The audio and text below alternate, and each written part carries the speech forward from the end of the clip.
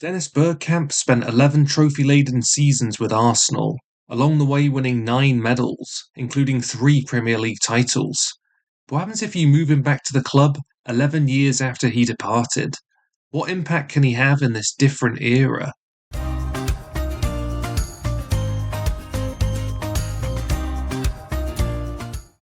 Well, this is a very different Arsenal side to the one which he departed.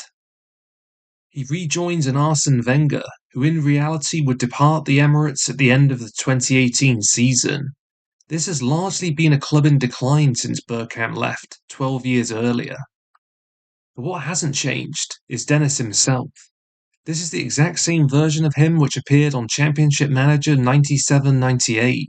This would be one of his most statistically effectual seasons in English football, as he contributed 36 goals and assists in 40 matches. This exceptional form would help his side win a first league title in 7 years. Attribute-wise, the Dutchman is an absolute force. His touch, technique and passing is second to none. Athletically too, he should be able to handle the rigours of the modern game.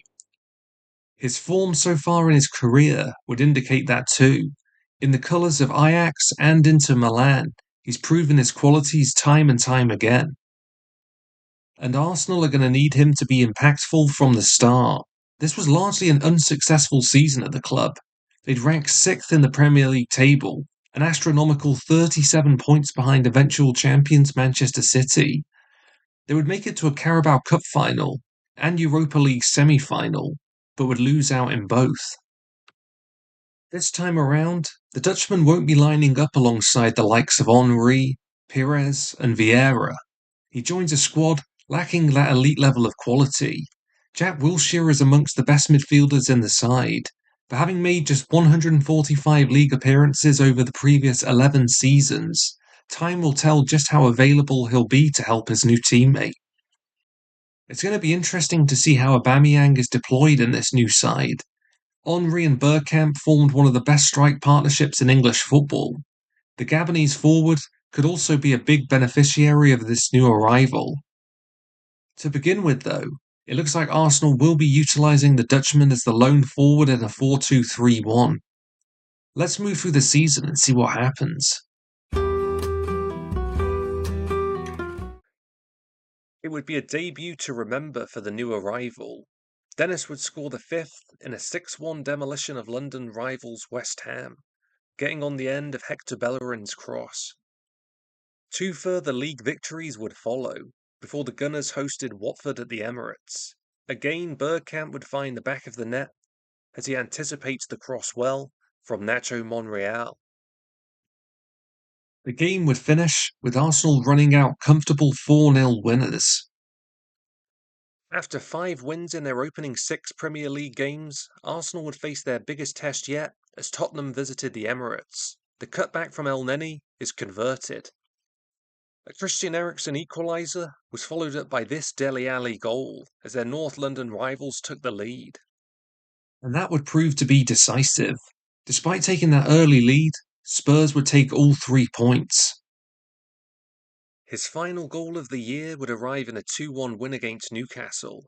Another impeccable cross and impeccable control before the finish at the near post. At the midway stage of the campaign, Arsenal are sitting in 3rd position. It's tightly congested though, with just 6 points separating 2nd and 7th. Let's move briefly away from the Premier League and see how Arsenal performed in other competitions.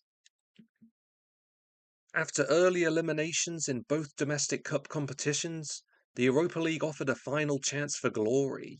Interestingly, Dennis Bergkamp rarely travelled for Arsenal away games in Europe due to his fear of flying. Football Manager doesn't seem to take aviophobia into account, so Dennis has been selected for this away trip to Eastern Europe.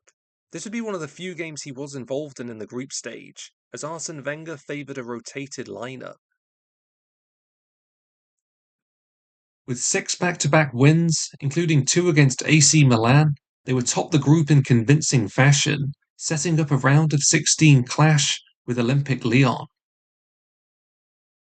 First leg would be nothing short of disastrous. Houssem Aouar would be played in on goal with the simplest of passes, as his side eventually prevailed 4-2 in the opening leg.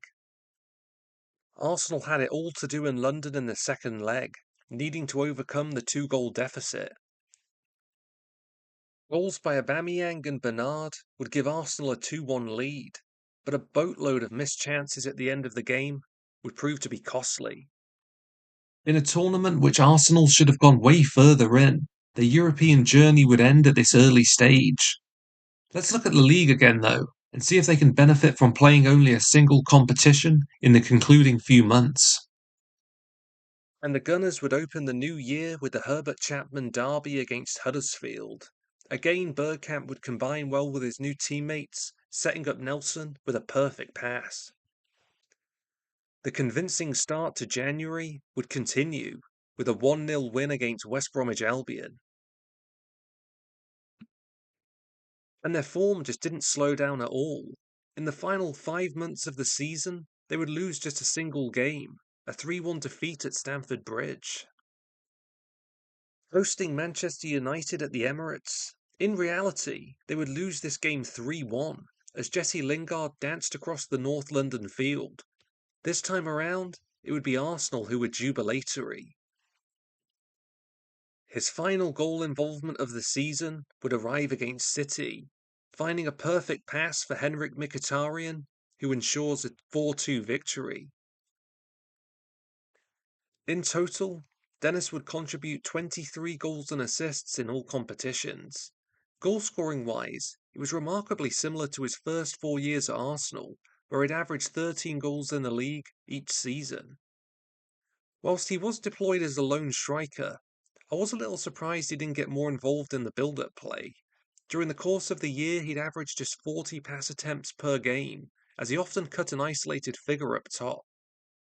Those 14 league goals were enough for him to finish joint 8th in the Premier League Golden Boot race. Not a bad return at all. But where did his club place in the table? Well, it would end up being a remarkable season. As mentioned earlier, the second half of the Gunners' campaign was near perfect. They'd end up winning 14 of their final 17 Premier League matches, beating some of their biggest title rivals convincingly in the process. With Bergkamp, they'd accumulate 20 more points, score 10 more goals, and concede 12 less. They benefited a little too from City's drop-off. They really failed to replicate that Centurion season, falling 28 points short. Dennis Bergkamp was one of the finest footballers of his generation. In terms of skill and technique, very few players have been able to replicate what he could produce on a field. Now nearly retired for 2 decades, he proved here more than capable of adapting to a different era of the game.